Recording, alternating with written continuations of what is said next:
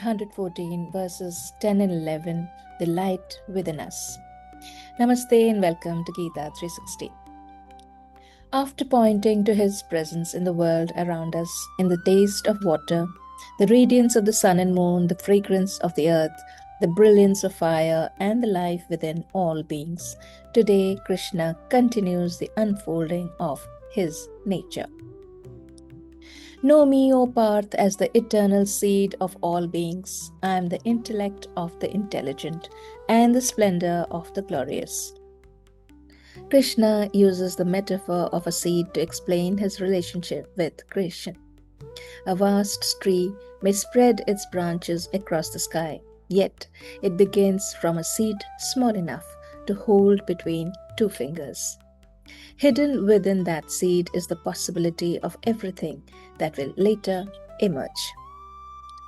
Krishna tells Arjuna that he is the eternal seed of all beings. Behind the endless variety of life is the same original source from which it arises. He then turns towards qualities we recognize in living beings. He says, I am the intelligence of the intelligent.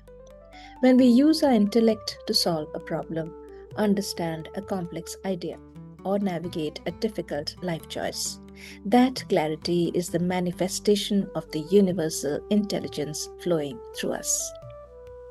The same is true of Tejas, the brilliance, radiance, or inner light that shines through certain people.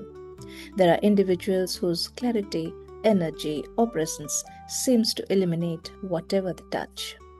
Krishna says that he is the brilliance within the brilliant.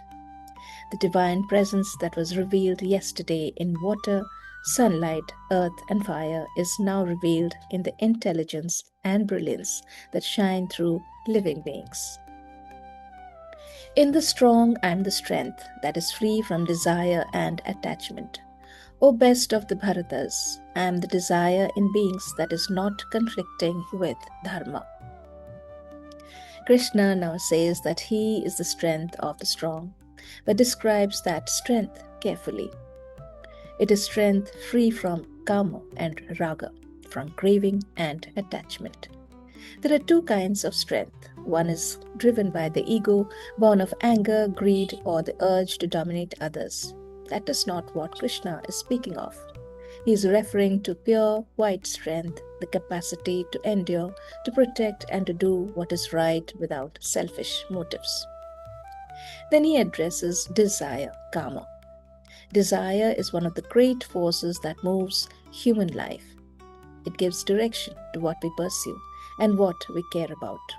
The desire to create something meaningful, care for those we love, or fulfill a responsibility can move us towards action. Krishna points towards desire that remains in harmony with dharma, desire that moves without losing sight of what is right. A brilliant mind can see connections that others miss. A strong person can remain steady when circumstances become difficult. Someone may carry a radiance that changes the atmosphere around them, while another person may be driven by a desire that gives direction and purpose to years of effort. We usually see these as qualities of the individual. We admire the person, study their journey, and try to understand what made them who they are. Krishna asks Arjuna to see another dimension. When intelligence shines, he says, I am there. When brilliance appears, he says, I am there. In strength free from craving and attachment, and in desire that remains aligned with dharma, he asks Arjuna to recognize the same divine presence. This widens the way we look at human beings. A moment of genuine insight can point to something more than just a clever mind.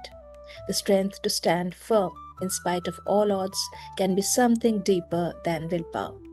Even desire, when it moves in harmony with what is morally right, can be seen as the force through which life continues to create, care, and move forward. The divine is not revealed only through qualities that appear distant from ordinary human life. Krishna includes intelligence, strength, brilliance, and desire, forces we encounter within ourselves and in the people around us. But he also asks us to look carefully at their nature. Strength is not enough by itself. He speaks of strength free from craving and attachment. Desire is not rejected. He speaks of desire that does not oppose dharma. Yesterday, Krishna showed Arjuna the divine in water, light, earth, fire, and life itself. Today, he brings that recognition into the human world.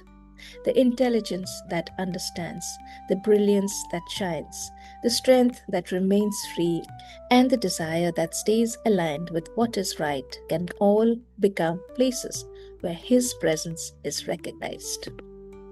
Thought of the day. We recognize intelligence, strength, and brilliance in many forms, but may rarely look beyond the person in whom they appear. Pause for a moment today and reflect. When I experience a moment of clarity or inner strength today, can I acknowledge it as a grace flowing from a deeper source rather than just my own achievement? Thank you for joining me on Gita 360. May we learn to recognize the divine in the intelligence, the brilliance, the strength, and the desire that is aligned with what is right.